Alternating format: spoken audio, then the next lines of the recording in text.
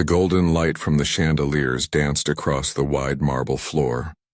Music floated softly through the air, the sound of a violin blending with gentle laughter and the clinking of glasses.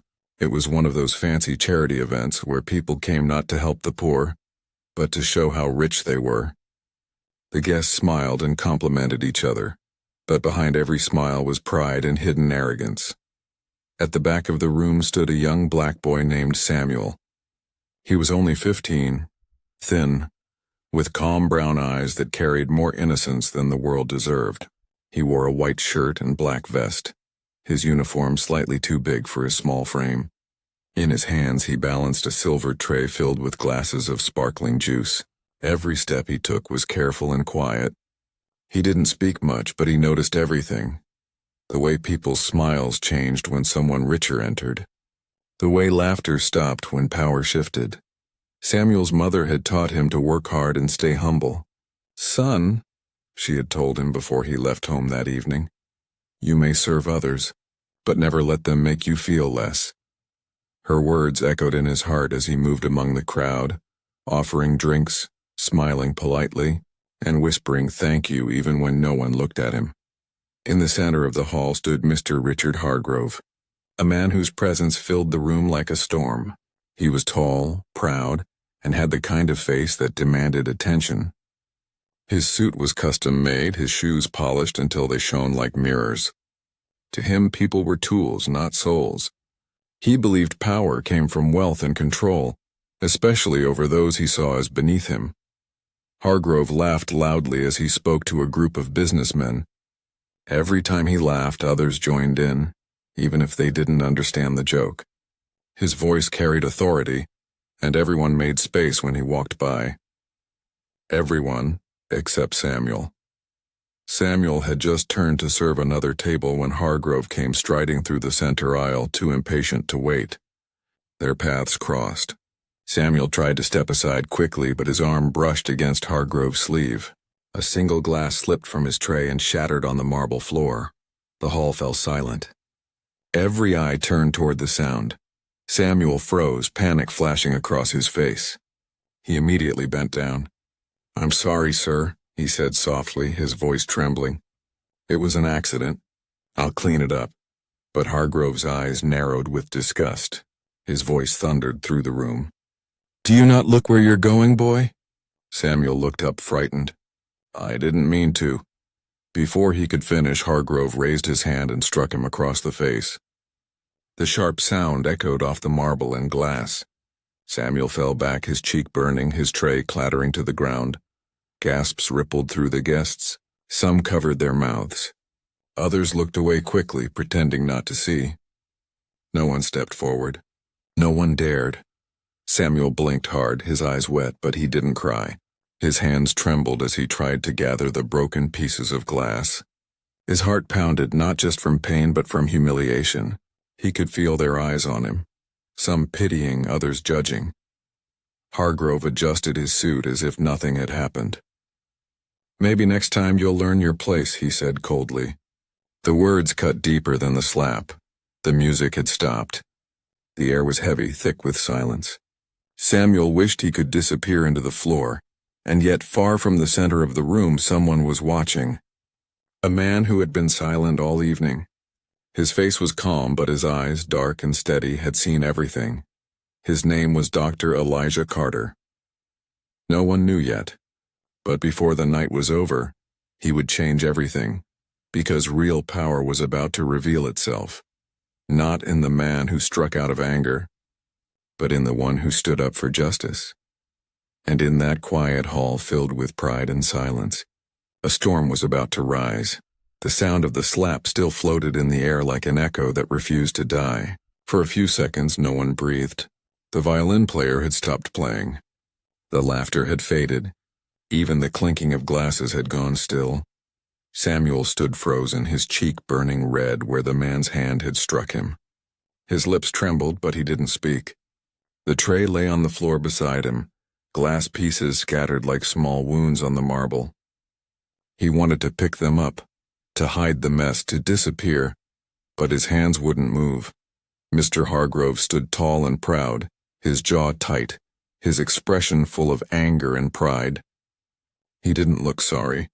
In his mind, he had done nothing wrong. "Maybe now you'll learn to watch where you're going," he said sharply, brushing dust from his sleeve as if touching Samuel had dirtied him. The guests around him shifted uncomfortably, eyes darting to one another. They wanted to say something, but no one dared. Hargrove was a man of power, wealth, and influence. People feared what his anger could do to them, to their jobs, their reputations, so they pretended nothing had happened. One woman whispered to another, "Poor boy." "Shh," the other whispered back. "Don't get involved." Samuel swallowed hard and bent down slowly. His vision blurred as he began to pick up the broken glass with shaking fingers. A small cut formed on his thumb, but he said nothing. His pride hurt more than his skin. His heart felt heavy. He wasn't angry, he was ashamed, though he had done nothing wrong. At the edge of the hall, near a tall pillar, Dr. Elijah Carter watched quietly. His eyes were calm, but inside him a fire was growing. He had seen cruelty before, but something about this moment cut deeper. It wasn't just the slap, it was the silence that followed. It was the way people looked away, pretending this was normal. Dr. Carter was a man of grace and dignity. His dark suit was plain, his voice usually gentle. But right now his patience was running thin. He could feel Samuel's pain like it was his own. Samuel tried to stand, but his balance faltered. He pressed his hand to his cheek, tears threatening to fall. He whispered, "I'm sorry, sir." Again, though he didn't even know why he was apologizing. Hargrove looked down at him with a smirk. "You people never learn, do you?" he muttered under his breath. Those words were the spark that lit the fire inside Dr. Carter. He stepped forward slowly, his footsteps echoing in the silence. His deep, calm voice broke through the tension. "Mr. Hargrove," he said, "you should stop right there." Heads turned. The crowd looked between the two men, one powerful by wealth, the other powerful by presence. Hargrove turned sharply, his eyes narrowing. "And who are you to tell me what to do?" Dr. Carter's expression didn't change. Someone who remembers what it means to be human. A few guests exchanged glances. The air in the hall grew tighter, colder. Hargrove gave a short, bitter laugh. "Human? That boy spilled a drink on me. He deserved what he got." Dr. Carter's gaze was steady. No one deserves to be struck for an accident. Especially not a child who's trying to earn an honest living. Hargrove's tone hardened. "You don't know who you're talking to." "I don't need to," Carter replied. "Because respect isn't earned by fear. It's earned by how you treat those with less power than you." The words hit the room like thunder. People shifted, whispering quietly. Some nodded in agreement, others looked down, ashamed. Samuel lifted his head slowly. For the first time that night he felt seen. Someone was standing up for him. Someone who didn't care about wealth or pride. Dr. Carter turned slightly toward him and spoke softly. "You did nothing wrong, son. Don't let anyone make you believe otherwise." Samuel's lips trembled, but he managed a small nod. Hargrove's face turned red, his pride cracking under the weight of truth. "You have no right to speak to me like that in my event," he snapped. Dr. Carter's voice remained calm. "You're mistaken, Mr. Hargrove. This is not your event. It belongs to every person who believes in dignity, equality, and respect, and I intend to remind you of that."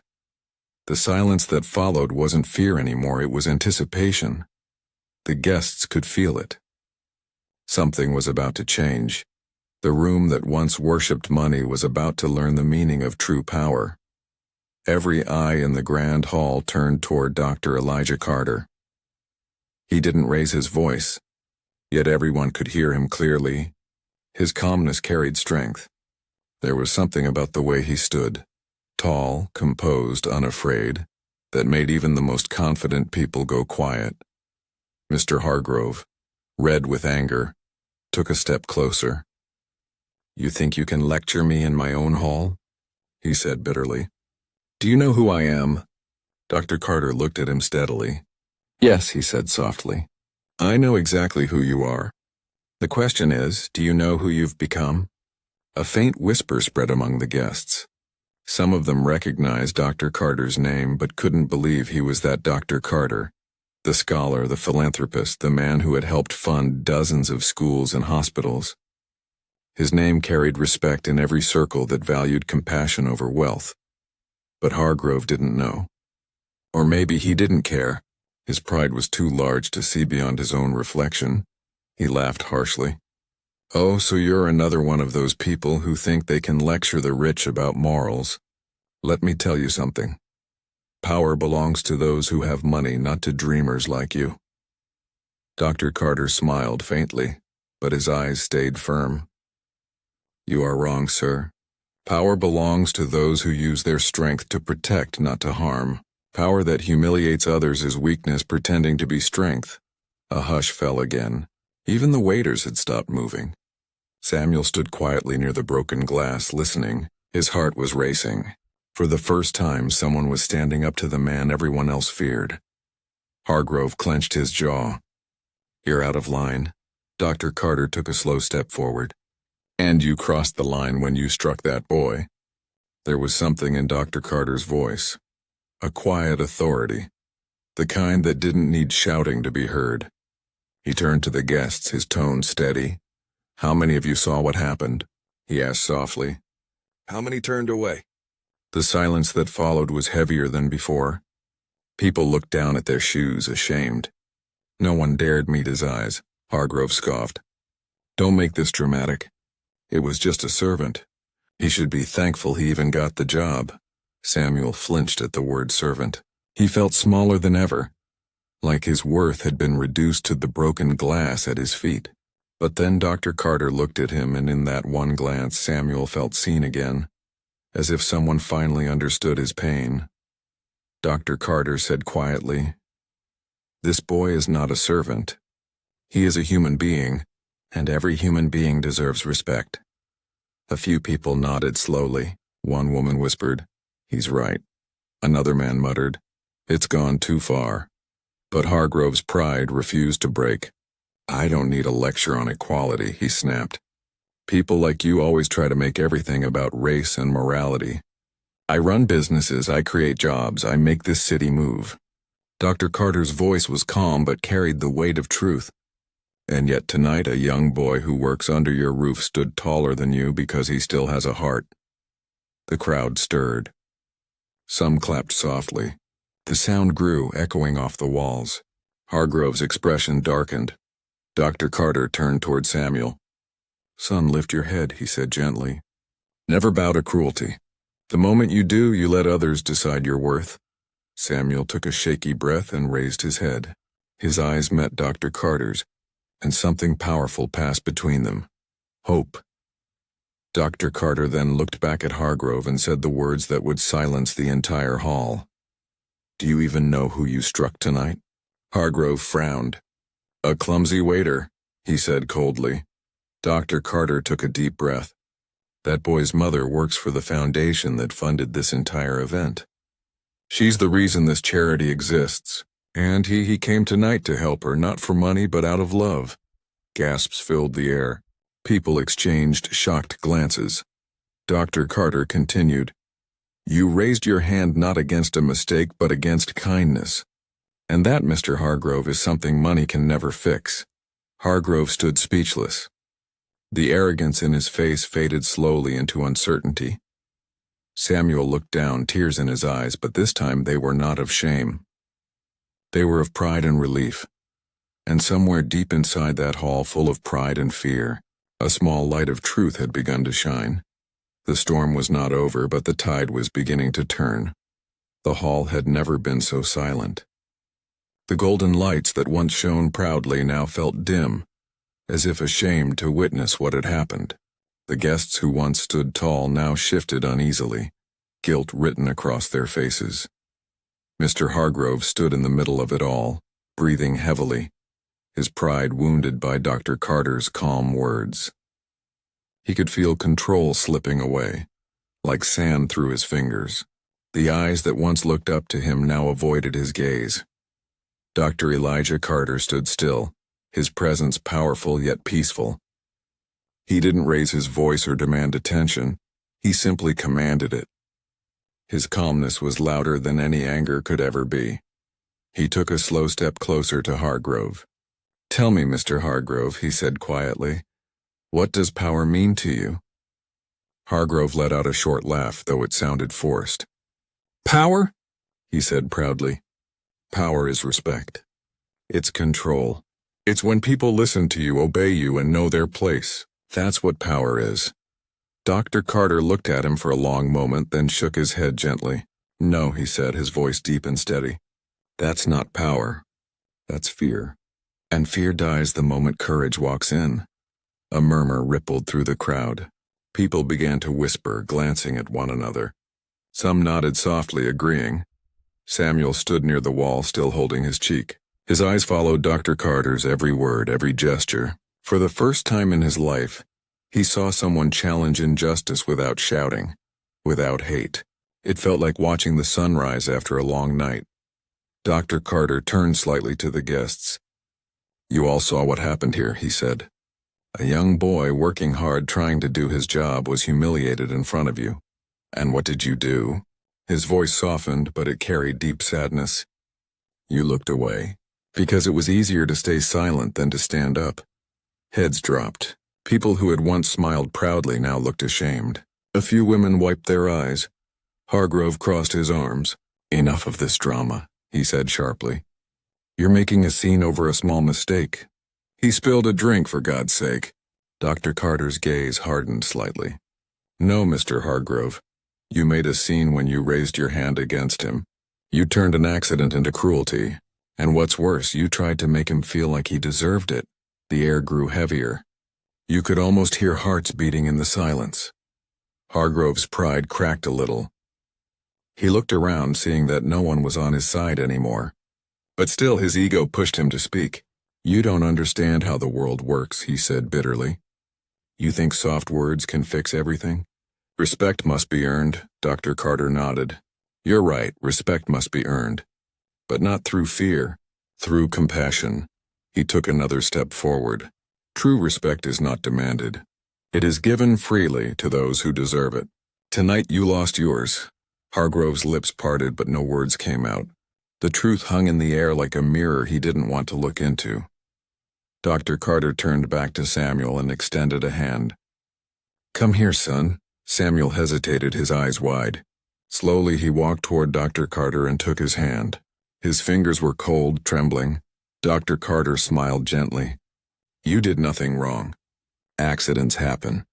But you see, what matters is not the mistake, it's how people respond to it. Never let someone's anger make you feel small." Tears welled up in Samuel's eyes. "Thank you, sir," he whispered. Dr. Carter placed a reassuring hand on his shoulder. "Lift your head. There is strength in kindness even when others cannot see it." The guests began to clap softly. It wasn't loud or dramatic, it was slow, steady, and sincere.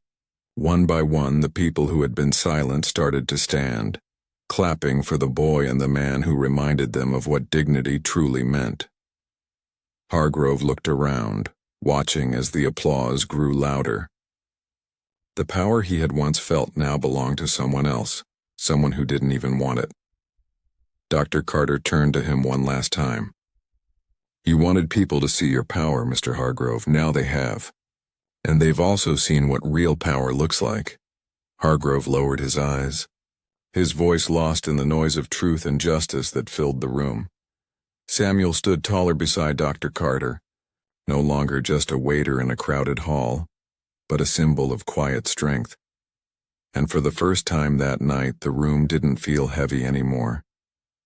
It felt lighter, warmer, filled with something far greater than wealth, humanity. The applause slowly faded, but the silence that followed felt heavier than before. It was not the silence of fear anymore, it was the silence of realization. Every person in the room could feel that something meaningful had just happened, something far bigger than a broken glass or a raised hand. Samuel stood beside Dr. Elijah Carter, still trembling slightly. His cheek was red, but his eyes were bright with something new.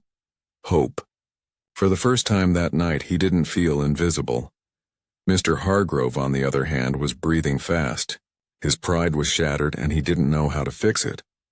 His face was red, his jaw clenched.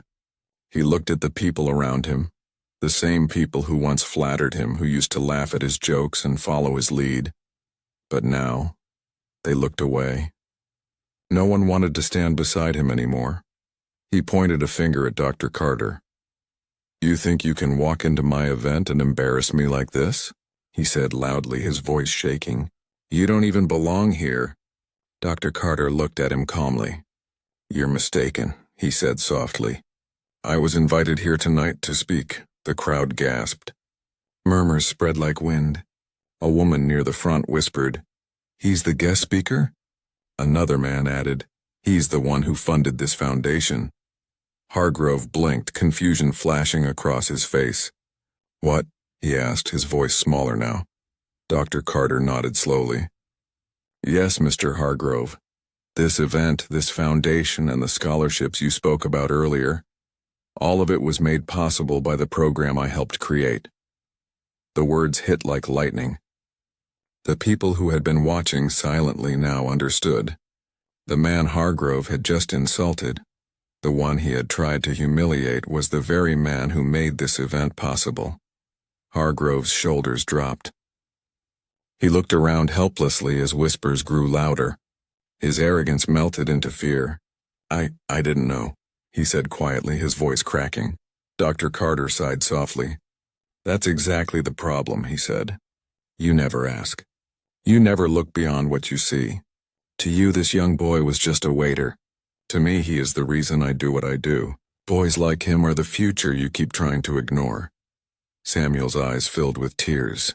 He didn't move, but his heart beat faster. No one had ever spoken for him like that. Dr. Carter continued, turning to the crowd. "You all came here tonight to celebrate charity, to talk about helping others. But what good is charity if there is no compassion behind it? What good are donations if they come from hearts that look down on the people they claim to help?" The crowd grew silent again, the words cutting deep. Some guests lowered their heads. Others nodded slowly, realizing how hollow their smiles had been. Hargrove tried to speak again, but his voice failed him. I didn't mean to."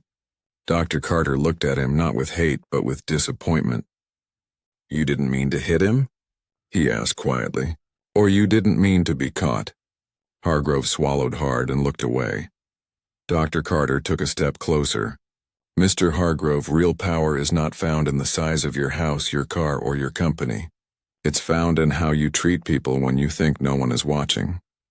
Every word felt like truth being carved into stone. Dr. Carter then turned back to Samuel. "What's your name, son?" "Samuel," he said softly. Dr. Carter smiled. "Samuel, it's a good name. Tonight you taught everyone here something they'll never forget. You stood with dignity when others would have fallen." Samuel's eyes glistened. "I was scared," he admitted. Dr. Carter nodded. "Courage isn't the absence of fear. It's standing tall even when fear tries to push you down." The room broke into soft applause again, this time stronger, more heartfelt. Samuel wiped his eyes but didn't look away. He felt proud, not small. Hargrove stood silently, realizing how quickly pride could turn to shame. For the first time in his life, he had no words. Dr. Carter placed a gentle hand on Samuel's shoulder and turned to the audience. "Let tonight be a lesson," he said. "We cannot change the past, but we can choose who we become after it. Respect is not given to those who demand it. It is earned by those who give it." The guests stood, clapping louder, some with tears in their eyes. And in that moment, the hall that once echoed with arrogance now filled with something far greater: truth, humility, and the quiet strength of one man who dared to speak for what was right. The applause that filled the hall didn't sound like it did before. It wasn't for show this time.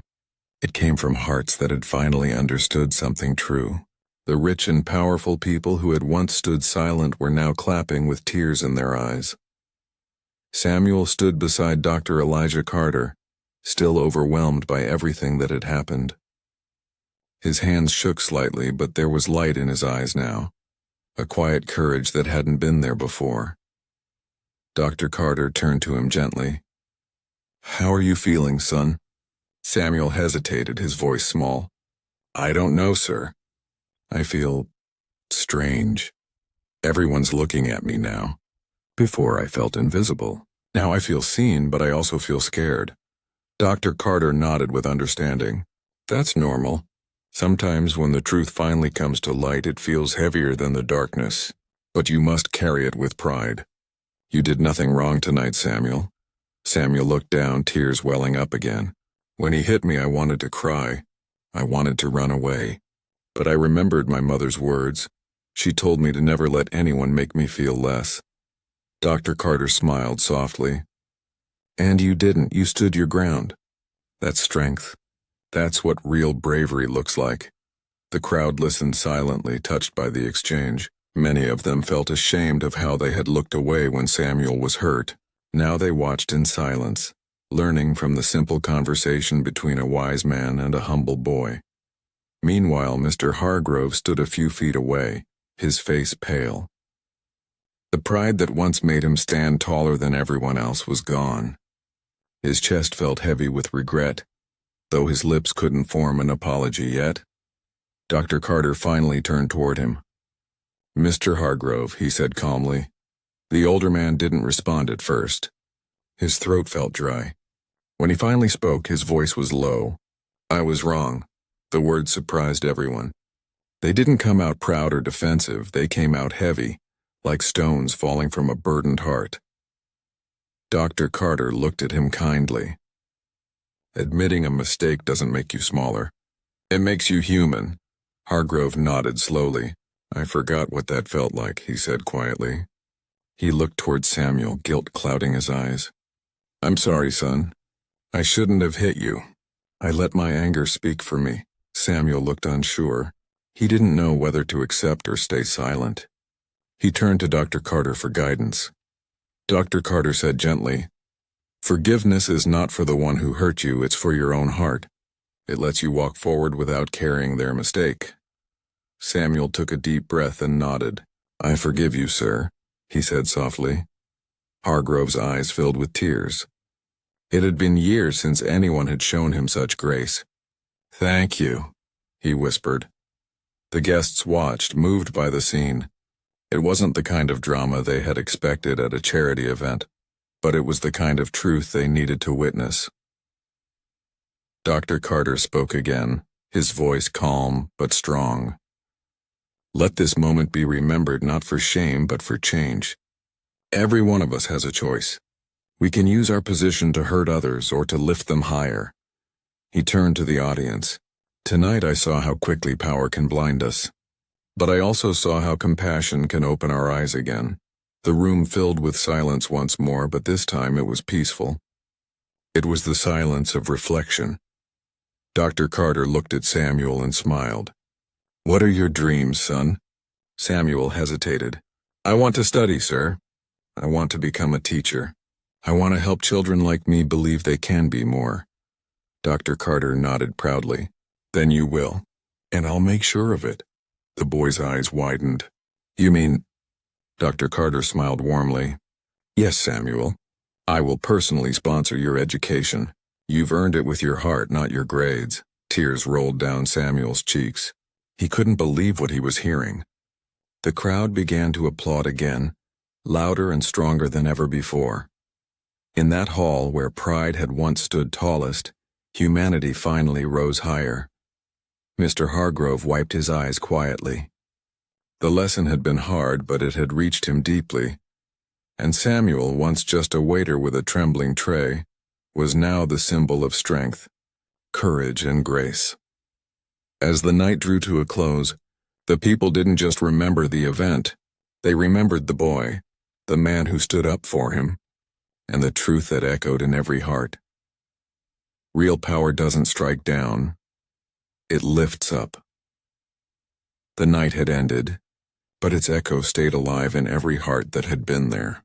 The grand hall that once smelled of perfume and pride now carried a quiet peace. People spoke in softer tones as if afraid to disturb something sacred that had just happened. Samuel stood outside, near the steps of the old building. The cool night wind brushed against his face. He looked up at the sky, clear, filled with stars, and for the first time in a long while he didn't feel small beneath it. He felt alive, seen, and worthy. Dr. Carter walked out behind him, his steps calm and slow. He placed a gentle hand on the boy's shoulder. "Beautiful night, isn't it?" Samuel smiled. "Yes, sir. It feels different tonight." Dr. Carter nodded, his wise eyes reflecting the starlight. "That's because something changed inside you, Samuel. You found your voice." Samuel looked down, a shy smile on his lips. "I was scared, sir. When he hit me, I thought everyone would hate me or blame me. But then you spoke, and everything changed." Dr. Carter's voice softened. "The truth changes everything, son. But it takes courage to let it out. You did something even grown men fail to do. You stood in your pain and still showed grace." The boy's eyes glistened. "I didn't want to fight him, sir. I just wanted to be respected." "And you will be," Dr. Carter replied. "Because respect doesn't come from fear. It comes from character, and you have that more than anyone in that hall." A few cars drove away, their headlights cutting through the night. The once proud guests now carried something heavier than shame. They carried reflection. Among them was Mr. Hargrove sitting quietly in the back seat of his car, staring out the window. His driver asked softly, "Sir, are you all right?" Hargrove didn't answer right away. He was lost in his thoughts. "No, I'm not," he finally said. "But maybe. That's a good thing." He had spent his whole life thinking that power was about being above others. But tonight a boy had shown him that true power came from humility. For the first time he saw himself clearly, and he didn't like what he saw. The next morning newspapers carried the story everywhere. "Businessman publicly confronted after assaulting young waiter, saved by unexpected hero." But people didn't care about the gossip. They cared about the message. In schools, teachers talked about Samuel's courage. In homes, parents told their children the story as an example of kindness and strength. The moment had become more than an event. It had become a lesson. Weeks later, Samuel stood outside his small home in the poor side of town. His mother, Mrs. Grace Johnson, came running out with tears in her eyes. "Samuel, Samuel, look." She held a letter in her trembling hands. It had the seal of a prestigious academy. Samuel opened it slowly, his heart pounding. Inside was a scholarship letter signed by Dr. Elijah Carter himself. It said, "To Samuel Johnson, you have shown not only intelligence but the strength of heart this world needs. This scholarship will cover all your studies because the world needs more young men like you."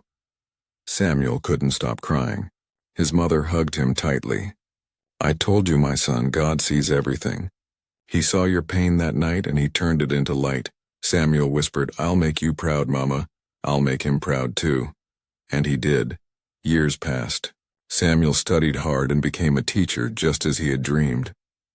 He didn't forget the night that changed everything. In his classroom, he often told his students, "Kindness is strength. Even when you are hurt, never let hate grow inside you." Sometimes Dr. Carter would visit the school. He would watch Samuel teach and smile quietly, proud of the young man the boy had become. As for Mr. Hargrove, he changed too. He started funding programs for underprivileged youth and often told his friends, "One night taught me more than all my years of business ever did." He and Samuel met again one day, years later. Hargrove looked older, gentler. He extended his hand and said, "You taught.